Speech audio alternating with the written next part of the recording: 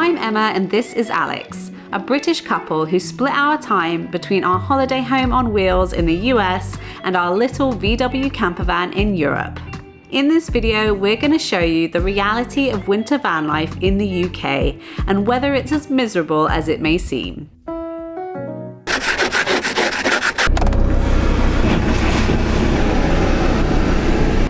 Good morning from a very cold and frosty UK. We are starting this video in my hometown and we have been greeted with probably the calmest, nicest winter morning that I've ever seen here. This is one of the local beaches around here called Sand Bay and we absolutely love it here. We always try and stop by whenever we're visiting Al's family. The most interesting thing about this place is that this is the second fastest rise and fall of the tide in the world, second to only a place in Canada. So whenever you see it, it never lasts in its current state for very long. It is currently going out, and it's going out very quickly even from when we've arrived.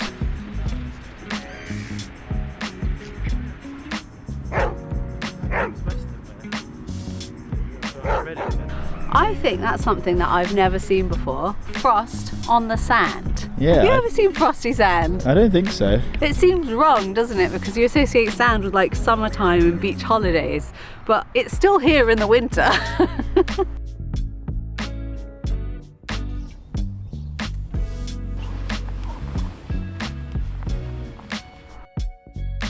The best thing about being in the UK is definitely the breakfast sandwiches. Nowhere else does breakfast sandwiches like this. There were some quite nice ones in the US, but obviously my own home tastes are going to be the winner. And for me, my classic, no matter how healthy I'm trying to be, is I can't resist a sausage and hash brown sandwich. Does it taste like home? It just tastes so beige. It looks so beige. The way English food was meant to be.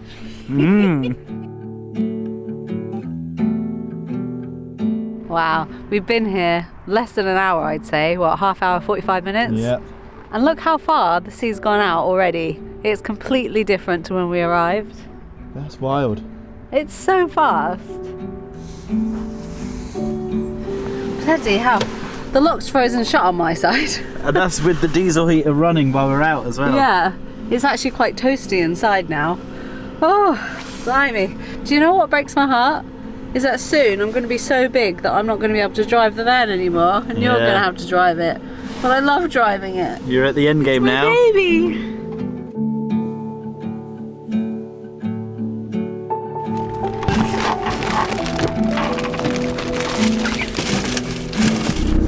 Joys of living in the countryside. Now this guy moves a little bit. Come on. Yeah, you got loads of space. Come on. Luckily this truck driver knows what he's doing. Oh, stop behind an old lady. That's what you get. This is a side of Emma you don't see very often. And, I don't often get road rage, to be fair. No, never at all.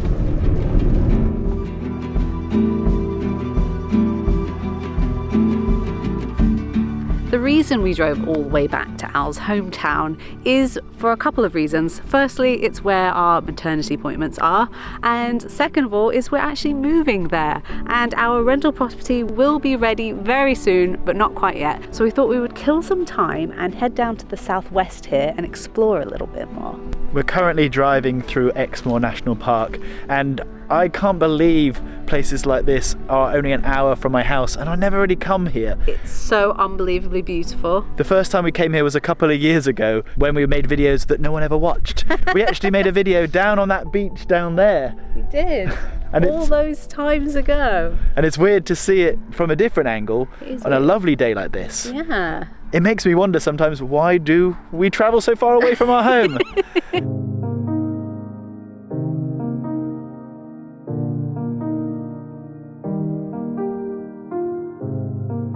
We have made our way to one of our favourite little hikes in the local area. It's a place called Valley of the Rocks, and it's such an interesting place to come walking because the hike actually isn't that strenuous, but it's such a beautiful interesting bit of geology around here. This whole valley behind me was basically carved out by a giant river many years ago, and it's left behind this beautiful rugged cliff line all behind us. You can walk all the way along the top. There's goat everywhere, so if you're lucky you'll even get to bump into a few of the local residents.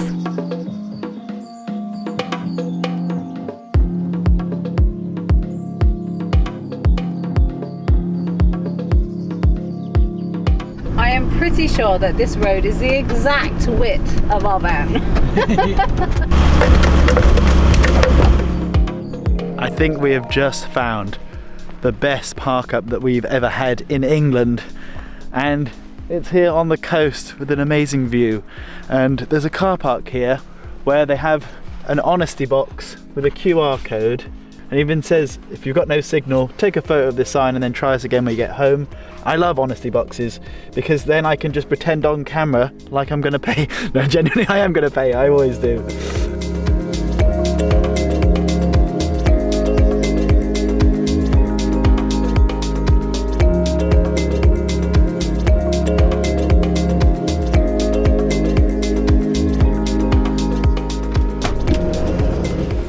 Don't you hate it when healthy you has done a shop and then unhealthy you later on is like, what have you got me? All excited for dinner and snacks. And we don't have any sweet treats for after dinner, which is very sad. What were we thinking? I'm a pregnant woman. With no sweet treats. Need to be filled with some sweet treats.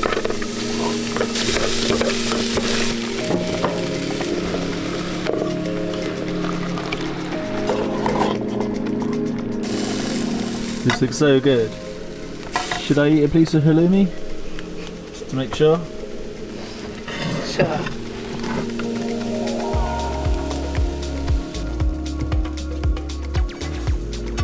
My greatest superpower has always been being able to turn anything into a sandwich.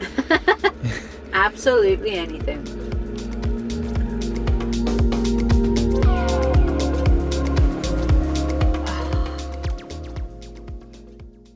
Before we go any further, I just want to say thank you to AG1 by Athletic Greens for sponsoring today's video. I definitely overindulged in our recent trip to Europe, but now that I'm back in the UK, I am well and truly back on the wagon, and that also starts with every day with an AG1. I like that starting my day with AG1 means that I am investing in my own health and making sure that I hit all my nutritional needs right off the bat. AG1 contains over 75 vitamins, minerals, whole food source superfoods, adaptogens and probiotics to help with things such as boosting energy levels and supporting gut health.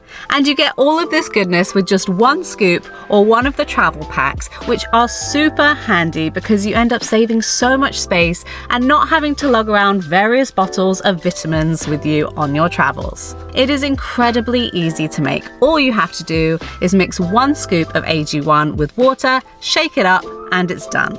By using our link in the description, you can get a free 1-year supply of vitamin D plus 5 free travel packs with your first order. If you're interested, make sure to check the link. We'll leave it down in the description, or head to athleticgreens.com/travelbeans.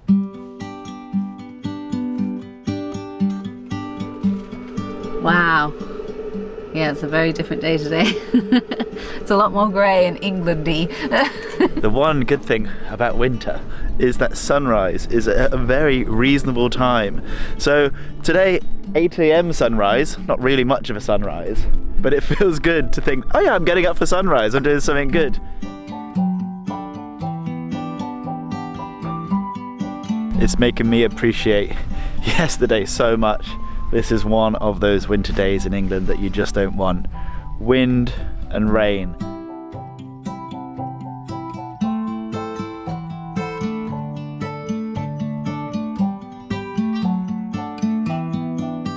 This is more like it. This is the England I know and love in wintertime. This is what I imagine when I imagine driving around in a campervan in the middle of winter in England. Grey, rain, drizzle, miserable weather.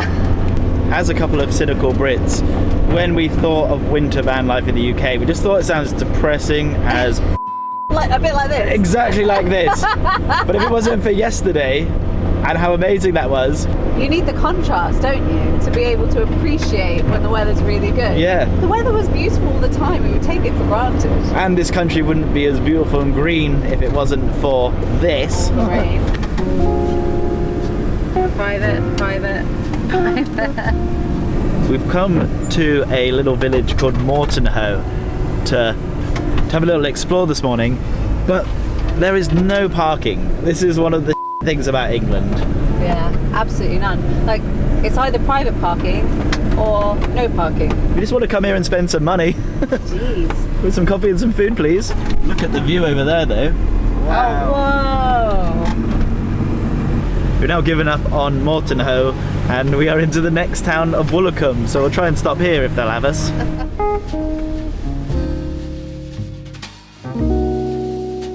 How nice is this beach? Absolutely lovely. It's amazing. This is a popular surfing place. I think it's one of the more popular places in the south of England for surfing, and there's mad people doing it today. I can't believe there's people out there doing it today. It always astounds me that people are willing to go into that kind of cold. Oh, this doesn't look promising. That's well and truly closed. The annoying thing is it says it's bloody open. I feel like now. The Google opening times are always wrong around these tiny little places.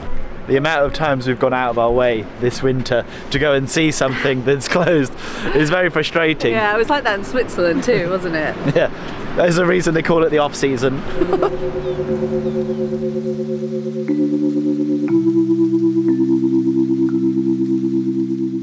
Just trying to find somewhere that's open at the moment, and I've seen the strangest thing.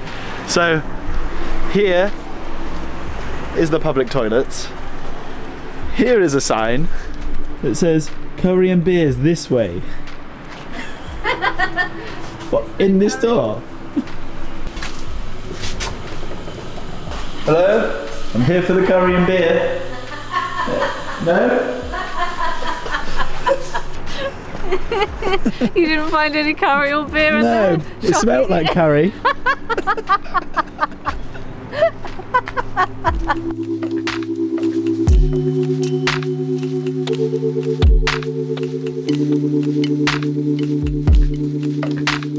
The next stop for us is a weird one.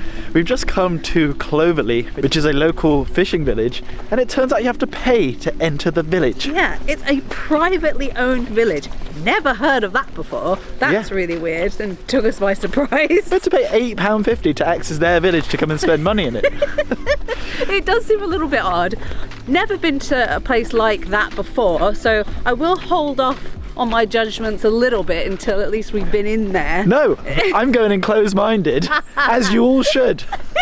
This is ridiculous. It's winter. She even said most things are closed.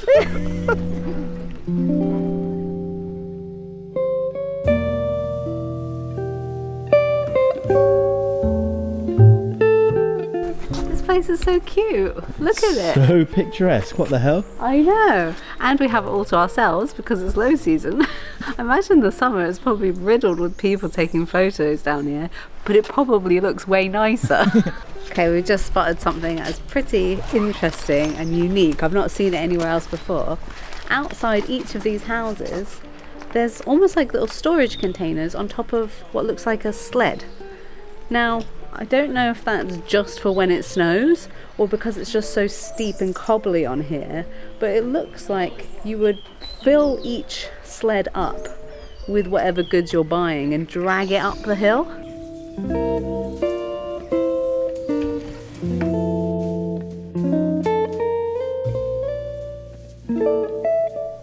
One of the best things to do when it is miserable outside in the UK is to find a pub. And the best thing is, there's pubs everywhere. And we managed to find one that has a fireplace and sells cream tea. So I am very happy right now.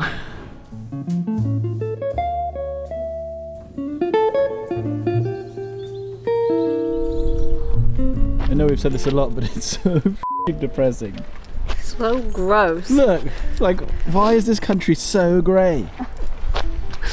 It's all nice when you're all cozy by the fire inside somewhere, and then you go outside and you're like, oh yeah, this is the day.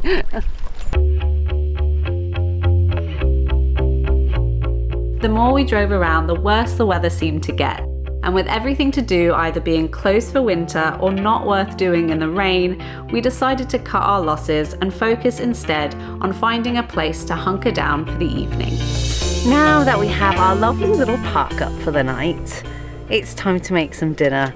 And this bean is extremely tired. I am absolutely exhausted from the day. I feel like we didn't really do very much, but it's just one of those days where I'm full of fatigue. So Al is gonna cook for me.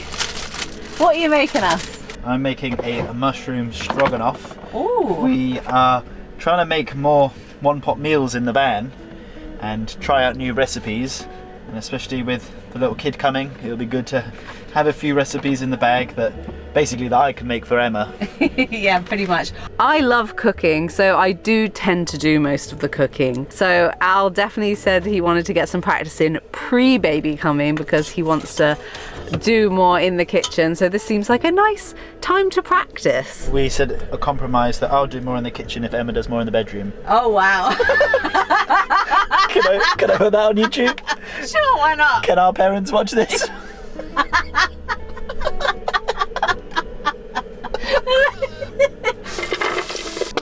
Splat.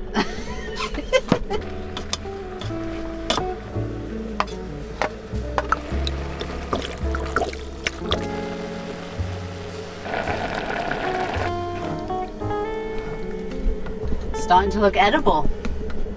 If you think that looks edible, I don't know what's wrong with you.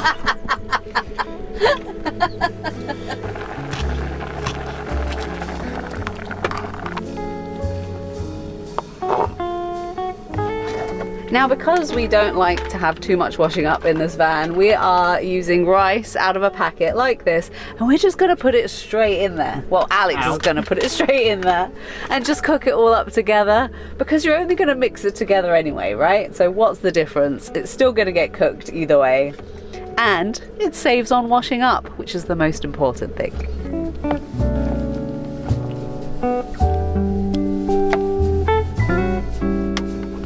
Moment of truth. Moment of truth. Oh my goodness.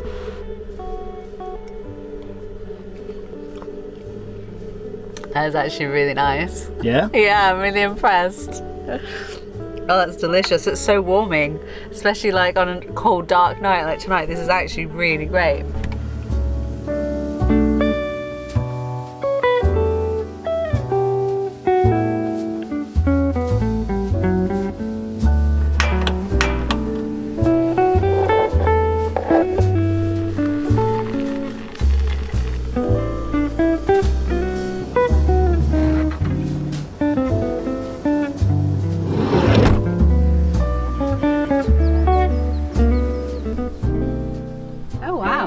Actually at one of England's largest nature reserves. Who would have thought? And we've got it to ourselves, minus one other camper over there. Yeah, we've got one little neighbour, but that's it. Last night I went to go for a pee in the night, and I opened the door, stepped outside, and about a metre away from me was a horse. This is definitely one of the highlights for me for van life, is waking up in different places every morning, having a lovely cup of tea and a different view every day. Some views better than others. This is one of the better ones for sure. It's amazing how much the weather can affect your mood. Massively so. The other day we were absolutely full of beans, loving life with that beautiful weather, and yesterday was the complete opposite. And then today the weather's great again and in a great mood. But I just want to say, I don't want you to mistake our complaining for complaining. Because we're British, we enjoy this. We actually extract joy from the complaining. It's in our blood, all right? Exactly. Actually, I'm curious if anyone watching is the same as us and gets easily affected mood-wise by the weather. There's a disorder, isn't it? Is it like sad? Yeah. Sad disorder. I think so. Seasonal affective disorder. Yeah. Are you guys sad? Are you sad? I feel like fellow Brits can relate, because if you've ever seen Brits in the summertime on a hot sunny day, they're the happiest people in existence. Yeah, if you stick a Brit in a barbecue in a backyard, they are having the time of their lives and they're so happy. Yeah. But if you meet them in the winter, Miserable we're a sods, aren't different we? breed. Let us know down in the comments. Do you have any great one-pot meals or camping meals? As we're getting into cooking, well, Yeah. I'm getting into cooking, and I want some inspiration. He needs all the help he can get, guys. Thank you so much for joining us in today's video. If you liked it, give us a big fat thumbs up and don't forget to subscribe. And nothing left to say. Thank you so much for watching. We'll see you next time, and beans out.